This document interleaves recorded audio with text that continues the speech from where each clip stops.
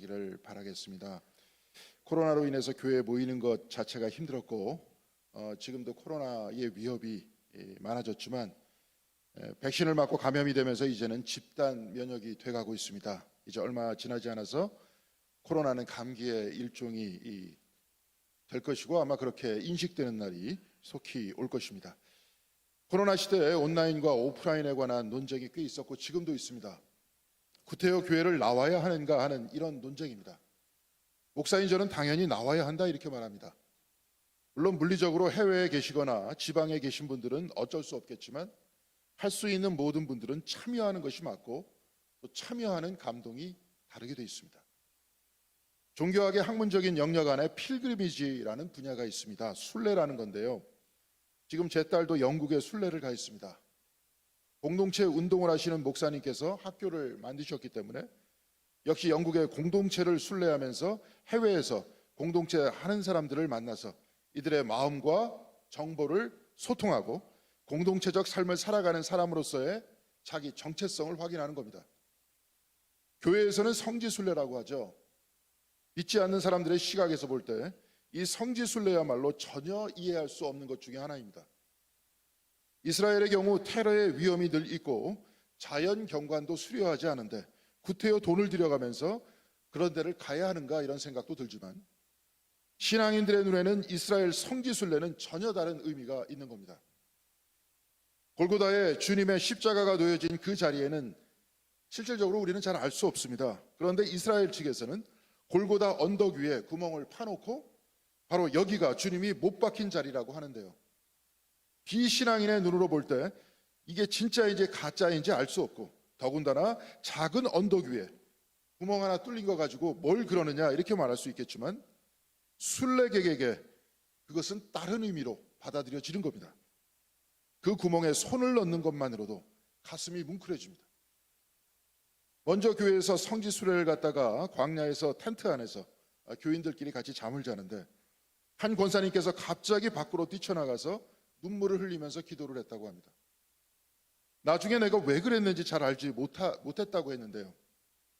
주님께서 금식하시고 5천 명을 먹이셨다는 그 광야, 그리고 이스라엘 백성들이 법궤를 어깨 위에 메고 그 뒤를 따라가면서 하나님과의 약속에 따라 살겠다고 결단했던 바로 그곳이 광야라는 생각을 하니까 가슴 밑바닥에서부터 북받쳐오는 그 무엇인가가 있다고 하셨습니다.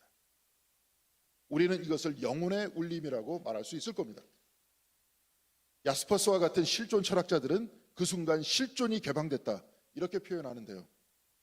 우리도 잘 모르는 상태에서 나의 내면에 늘 존재하고 있지만 평상시에는 잘 모르고 있다가 때가 되면 나도 모르게 벅차오르는 바로 그것이 실존의 움직임이라고 이렇게 말한 겁니다. 철학적으로 말해서 실존이지 바로 이것이 영혼이 아니겠습니까? 사랑하는 사람과의 만남이나 헤어짐이 있을 때 내 이성적으로 통제할 수 없는 내면으로부터 북받쳐 올라오는 그 무엇이 있습니다. 바로 이것이 진정한 나의 모습, 나의 영혼의 모습입니다. 바로 이 모습이 바로 우리가 찾는 진정한 정체성인 겁니다. 그래서 평범하거나 평범 이하의 예루살렘 골고다의 전경이나 이스라엘의 작은 사막을 볼 때에도 내면에 무엇인가 북받쳐 오르는 것이 있습니다. 그렇게 북받쳐 오르는 이유는 우리가 기독교인이기 때문에 그렇습니다. 기독교인의 영혼을 가지고 있기 때문에 그런 겁니다. 그러나 만일 내가 기독교인이 아니라면 골고다는 남산보다 못한 평범한 야산이고 이스라엘 광야는 사하라보다 못한 초라한 작은 사막일 것입니다. 그래서 기독교인들이 이 사막을 걸으면서 눈물을 흘리는 것을 전혀 이해할 수 없는 겁니다. 순례란 내가 누구인가 하는 그 정체성을 확인하기 위해서 가는 것이고 이를 확인한다면 내가 진정으로 무엇을 찾고 있는지를 깨닫게 되는 겁니다. 그런데 순례가 성지순례만 있는가 하면 그렇지 않죠. 매주 교회를 찾아오는 것도 하나의 순례입니다. 교회는 세상의 시간과 공간과는 전혀 다른 기독교적 시간과 공간을 보여주고 있기 때문에 그렇습니다. 그래서 온라인으로 참여하는 것이 아니고 와서 예배에 참여해야 한다는 겁니다. 유튜브로 성지순례를 아무리 잘 찍고 설명을 잘해도 직접 가서 보는 것과 다르듯이 예배도 화면을 보는 것과 와서 참여하는 것과는 완전히 다른 겁니다. 3주 전 저는 강대상과 십자가 그리고 성찬 때와 성가대석을 리모델링하면서 이에 대한 신학적 해석을 하겠다 이렇게 말씀드렸습니다. 교회의 제단과 강대상과 십자가의 배치는 세상과는 전혀 다른 기독교적 세계관과 신앙 고백을 담고 있습니다. 약 3주 전에 가운데 솟아올랐던 제단이 낮아졌습니다. 그래서 훨씬 더 넓은 공간을 확보하게 됐고 십자가도 제단의 중앙에 지금 위치해 있습니다. 이 제단의 기원을 올라가면 성소 안에 있었던 지성소를 상징하는 건데요. 성막과 성전 안에 예배를 드리던 당시 성소와 지성소 사이에는 두꺼운 휘장이 있었습니다. 그런데 마태복음 27장 57절에 보면 예수께서 세상을 떠나셨을 때 성소의 휘장이 위에서부터 아래로 찢어져서 둘로 됐다고 했습니다. 성스러운 곳과 속된 곳, 하나님의 장소와 인간의 장소가 둘이 아니라 하나가 된 겁니다. 마치 요한계시록에서 하나님의 장막과 사람의 장막이 한 곳에 있었다고 했던 것처럼 거룩하신 하나님께서는 휘장 뒤 거룩한 곳에만 임재하는 것이 아니라 속된 인간 사이로 들어오셨다는 겁니다.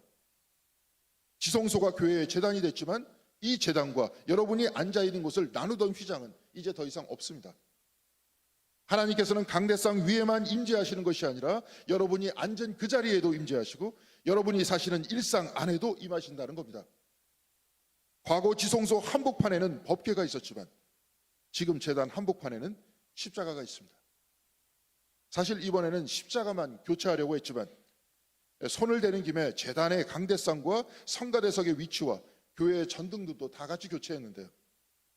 이 자리에서 십자가를 보면서 감사해야 할 분들이 계십니다. 십자가를 교체한다고 했을 때 누광택 권사님과 이경자 권사님께서 헌금을 해주셨습니다. 여행을 가기 위해서 돈을 모아두셨는데 교회 십자가를 위해서 헌신하신 겁니다. 두 분의 헌신이 없었다면 저 십자가도 없었을 겁니다. 그 헌신이 없었다면 저 십자가를 만드신 예술가에게 부탁드릴 엄두도 내지 못했을 겁니다. 십자가를 만드신 정동교회 김창곤 장로님께서는 우리나라를 대표하는 거석 조각가입니다. 백영길 장로님과 고등학교 동창이기도 하신데요. 김창곤 장로님께서는 십자가의 모든 재료를 버려진 곳에서 지금 찾았습니다. 성찬 때는 버려진 철제를 용접하여서 붙였고 십자가의 나무는 무너진 고택을 지탱하던 그 나무였습니다. 모두 다 버려진 곳에서 세계적인 예술가의 손을 거쳐서 작품으로 재탄생하여서 지금 우리 교회에 들어오게 된 겁니다. 그분께서 버려진 곳에서 재료를 찾아 정말 오랜 시간 심혈을 기울이신 이유가 있습니다. 십자가가 있던 골고다는 예루살렘의 끝 변방의 자리였습니다. 버려진 사람들이 죽음을 당하는 곳이었습니다. 십자가를 잘 보시면 채찍을 맞은 것 같은 홈이 패여져 있습니다. 실제 장로님께서 십자가의 재료를 채찍으로 때려서 그 흠집을 만든 겁니다. 그리고 성찬 때도 철판의 질감을 그대로 표현했습니다.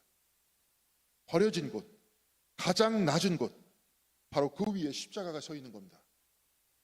그래서 우리 교회 십자가는 바로 버려진 골고다, 곧 예루살렘의 변방, 가장 낮은 곳을 가리키고 있습니다.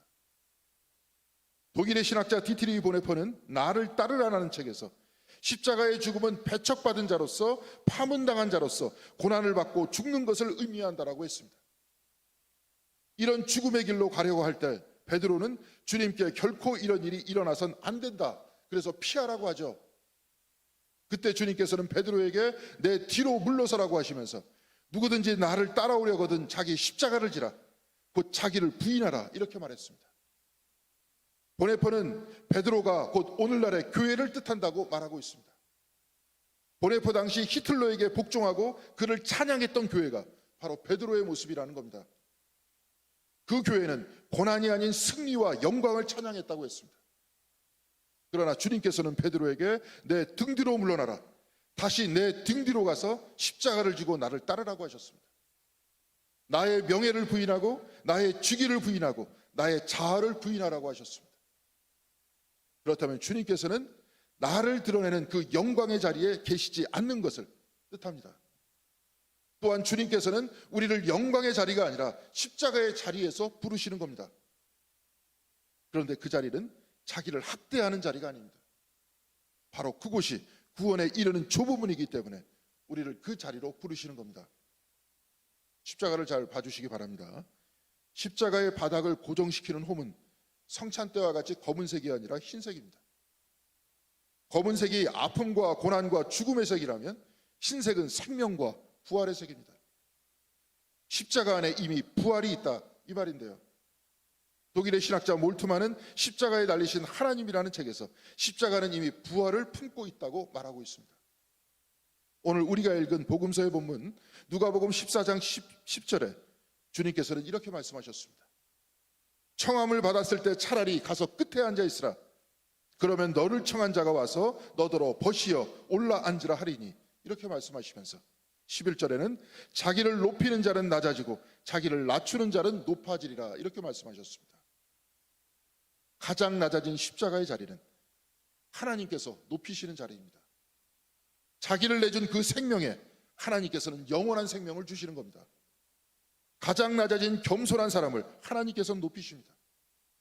우리 일상의 생명도 나에게서 나오지 않고 하나님에게서 나오듯이 우리의 영원한 생명도 나에게서 나오지 않고 하나님에게서 나옵니다.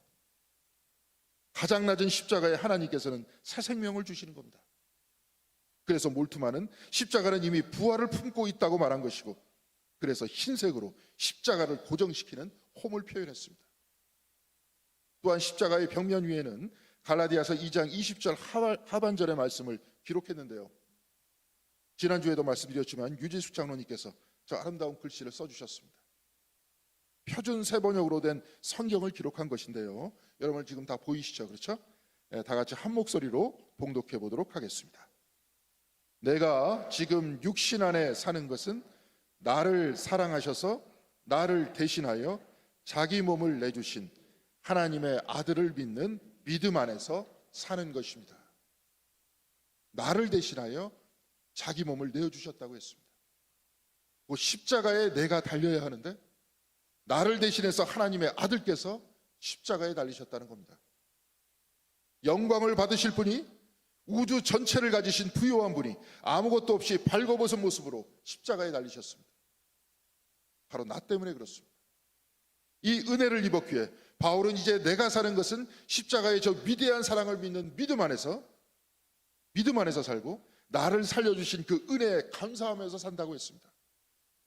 그리고 나도 날마다 십자가같이 낮아지고 나도 영광의 자리를 떠나 더 낮은 자리로 간다는 그 신앙 고백이 저 말씀 안에 있는 겁니다. 그래서 우리는 말씀을 보고 십자가를 바라보고 말씀을 읽어야 합니다. 그러면서 나를 바라봐야 합니다. 이렇게 해서 나 대신 십자가에 자기를 내어주신 그리스도를 바라봐야 하는 겁니다.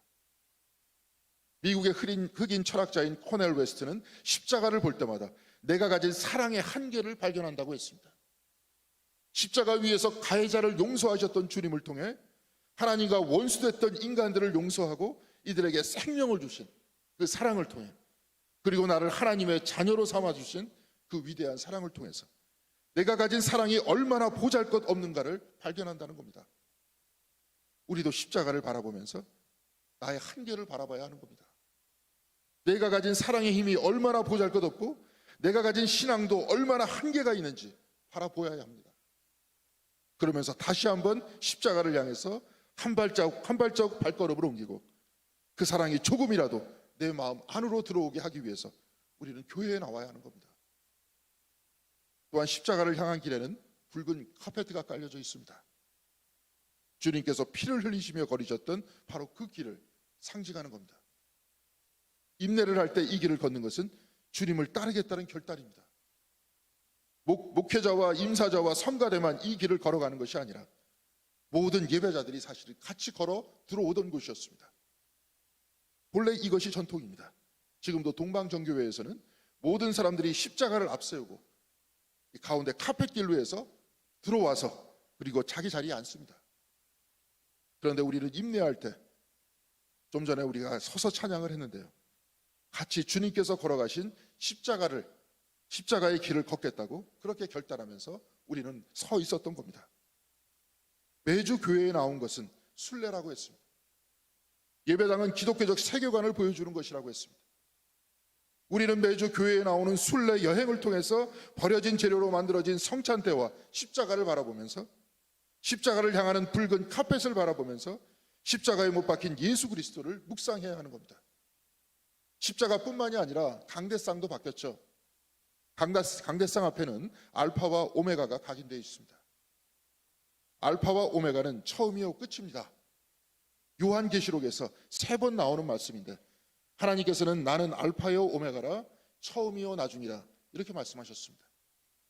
알파와 오메가 이 색이 너무 밝기 때문에 아무도 다음 주쯤에 이 색을 짙은 회색으로 처리하는 작업을 하게 될 것 같습니다.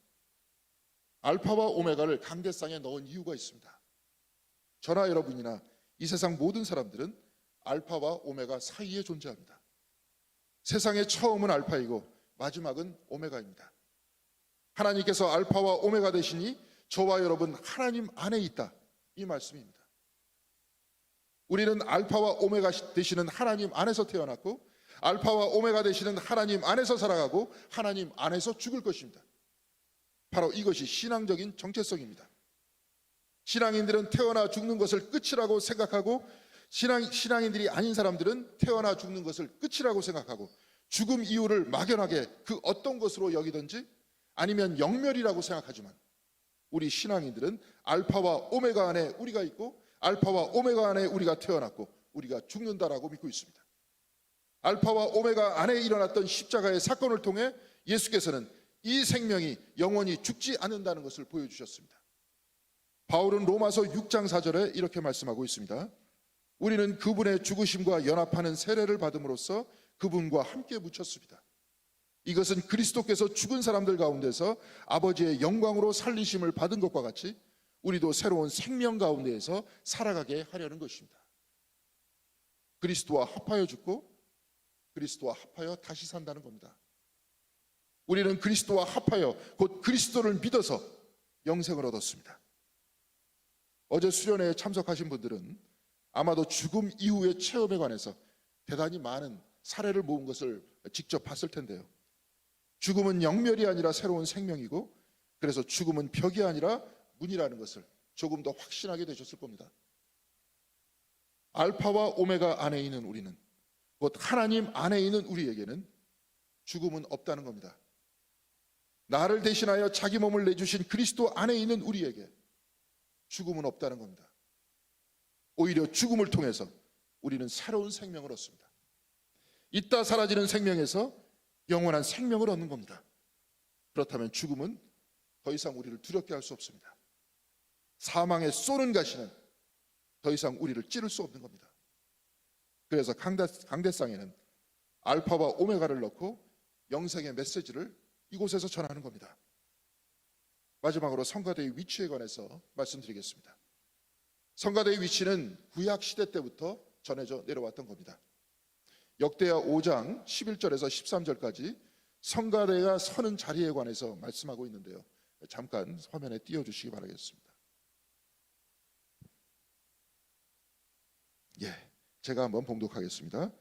제사장들이 성소에서 나올 때 제사장들은 갈래의 순번을 가리지 않고 모두가 이미 정결 예식을 마치고 거기에 들어가 있었고, 노래하는 레위 사람들인 아삽과 하만과 여두둔과 그들의 아들들과 친족들이 모두 모시 옷을 입고 심벌주와 거분구와 수금을 들고 제단 동쪽에 늘어서고, 그들과 함께 나팔 부는 제사장 120명도 함께 서 있었다. 나팔 부는 사람들과 노래하는 사람들이 일제히 한 목소리로 주께 찬양과 감사를 드렸다.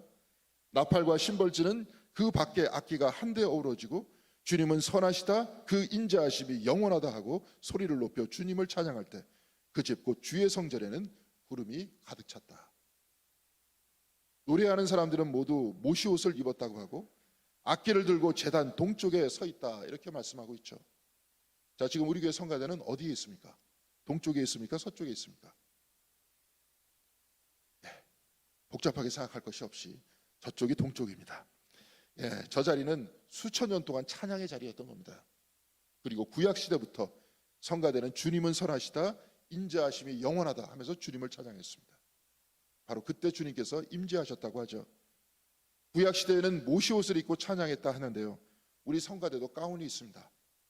그런데 가운을 입고 목회자를 비롯한 임사자는 입지 않았기 때문에 통일성을 위해서 우리가 처음에 같이 입었던 적이 있었습니다. 그런데 코로나 시대를 맞이해서 공동으로 입는 옷을 좀 꺼리게 돼서 이제 스톨로 마치기로 했는데요. 아마 다음 주나 다다음 주쯤 성가대와 예배 임사자들은 목에 두르는 스톨을 다 같이 착용할 생각입니다. 역대하 5장 13절의 말씀과 같이 구약시대 성가대의 찬양은 하나님을 향한 찬양이었습니다. 우리 교회에서도 성가대가 특별 찬양을 하는데요. 그 순서를 잘 보시면 그 순서는 말씀을 봉독한 이후에 찬양을 하는 것을 알 수 있습니다. 성가대의 찬양은 말씀으로 임재하시는 하나님을 찬양하는 겁니다. 말씀이 임재했다는 또 다른 표시는 십자가빛 그 성찬대 있죠. 거기에 촛불이 켜져 있습니다. 촛불 사이에는 성경이 놓여져 있습니다. 지금 이 시간 하나님께서 말씀으로 임재하신다는 겁니다. 그리고 지난주 말씀 봉독이 이번 주 말씀 봉독이 끝난 후 성가대는 말씀으로 임재하신 하나님을 찬양했는데 매주 그렇게 찬양했죠. 자, 이제 말씀을 정리해 보겠습니다. 우리는 매주일 교회를 향한 성지순례를 오는 겁니다. 세상 그 어느 곳에서도 말하지 않는 우리의 세계관과 우리의 정체성이 이 예배당 안에 있습니다. 또한 세상 어디에도 말하지 않는 영생이 이 교회 안에 있습니다. 우리는 교회로 순례를 오면서 십자가를 바라보고 십자가의 길을 바라보고 나 대신 자신을 내어주신 그리스도의 사랑을 발견합니다.